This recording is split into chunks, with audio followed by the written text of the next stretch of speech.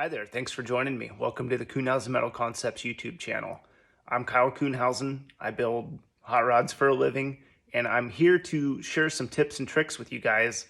Specifically today, we'll be talking about a few tips and tricks I use while making headers to get a more accurate result. But overall, just sharing some of the knowledge I've learned along the way to maybe help you with your own projects a little bit. The production value of the channel is going to be pretty low unless you like and subscribe. And then maybe at some point we can ramp that up. I've been on Instagram for a while. I know several of you have been waiting for a YouTube channel. Here it is, at KC Kuhnhausen on Instagram, is now on YouTube. So join me and let's get into some tips. So as mentioned, I'm going to talk about a couple of tips that I use to help keep precision when building headers. These are things I picked up that just help me. I'm not like a foremost expert or claiming to be, but I hope that these can help you too. They sure have saved me a lot of time and material, especially lately.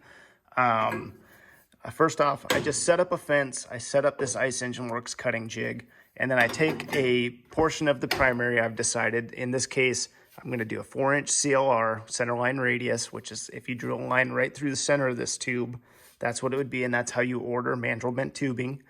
And I'm going to set my saw up for this portion so that the blade doesn't take any of the section, but leaves me with a really nice cutout of the U-bend that corresponds to this bend.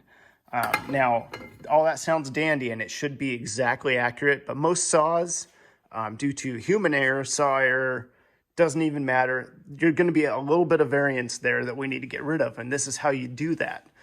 So first things first, the biggest tip is have 3 flat, nice, no 90-degree surfaces to work off of. This is going to save you a ton of time, and it's going to make things very accurate very easily.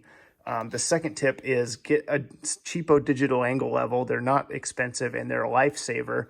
I like to put a little tiny ruler on this just so that it doesn't fall into any nooks or crannies and give me like a skewed angle. But anyways, let's park the phone here and I'm going to walk you through the process. So first off, I make sure all my arrows are in plane so I know that this bend isn't like weird and off and that's going to throw my readings off. I like to throw this into the jig here, just hold it. Now this doesn't have to be zeroed, it doesn't matter as long as it's the same used for both pieces, because all we're trying to do is figure out if this and that coincide. And so I put that on there. We're right about 85 degrees, 85.1. Now I have not checked this, but I can almost guarantee you this will be within about a degree, but it won't be 85.1. So let's check it, see if I'm a liar. 84.1.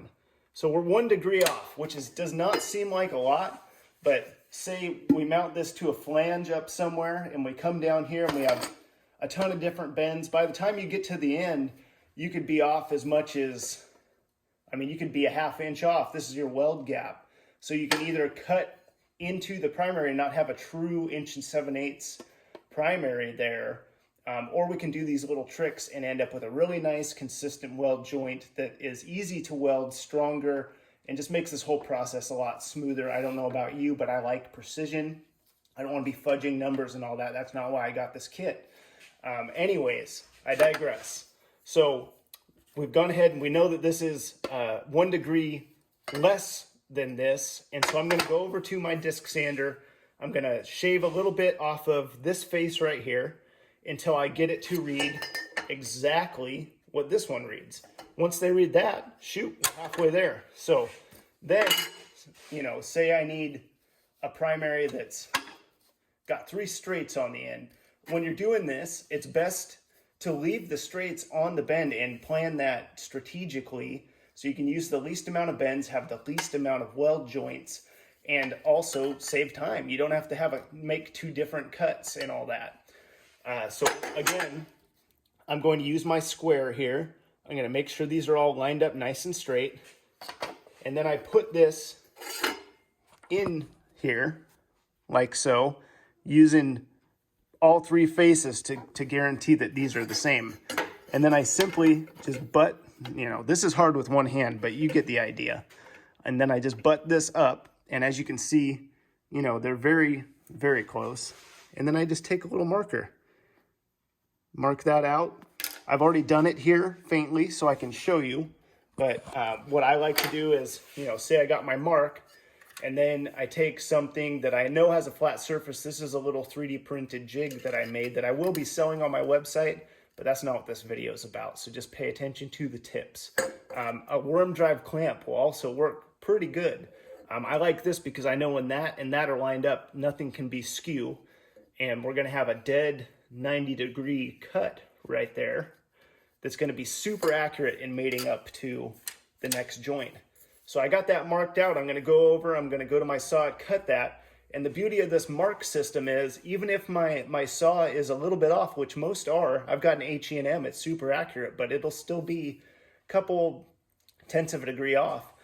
We're gonna cut that, and then I have this nice flat indexed mark, so I can take that then to my grinder and fine tune that until it's perfectly 90 with my mark. At that point, this and this are gonna be exactly the same.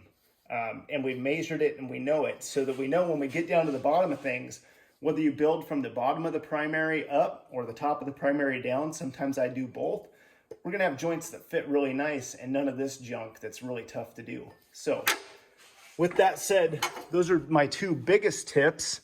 And again, that's using this Ice Engine Works modeling kit. I find it's super helpful. I know that there's a little sticker shock. I've been told, I've seen it in comments. Trust me, this thing is going to pay for itself in probably the first set of headers. Full disclosure, I bought this at retail. I bought that several years ago. I've used it on many sets since. It's not like a paid advertisement for this. It's just a really good tool that helps. And I do work with them these days, but I was using this stuff way before. I use their kit to mark out each primary, which sections of the bend I need, like I was saying. Sometimes I like to have the straights linked to there to save weld joints. And another great tip is have a long bolt that threads into your head. So every time you're doing a tack on one of these, you know, you have a ground, and if you don't have that ground placed strategically, you could arc right through the bearings on this motor super easily. So what I do is I pull the closest header bolt, I put this in, I make sure that nut is nice and tight on the face, and that's where I hook my ground up. And then I tack the first set, and then I clamp right to the primary thereafter to make sure that we don't have any of that, because that's just something that stresses me out, stresses everybody out, is the chance of doing something silly like that to a really expensive motor.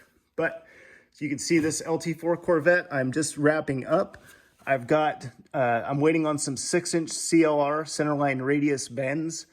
And then I will replace the orange sections. These are all full 1 7/8" headers, although I do have the orange section in there just for the centerline radius, because the green kit only goes to 5-inch centerline radius. So as soon as that shows up, I'll replace those with metal. All the metal around it's done. You can see pretty good looking set of headers, equal length primaries. Nice flow, good gaps everywhere. And you can see, you know, where I transition from metal to the blocks, it's a really precision joint, because it's going to make it super easy when that shows up. I'm just going to slap that in there, and then I will pull these off, jig them up on the bench, and weld them out. Obviously back purged. But that is kind of the gist of the headers. I hope that this was worth your time. If it was, let me know. If it wasn't, you can let me know too. Been on social media a while, got pretty thick skin, but I think it was helpful. So thanks again for joining me, guys. Like, subscribe, whatever you want to do. It doesn't matter. I'm just trying to share some info. Thanks.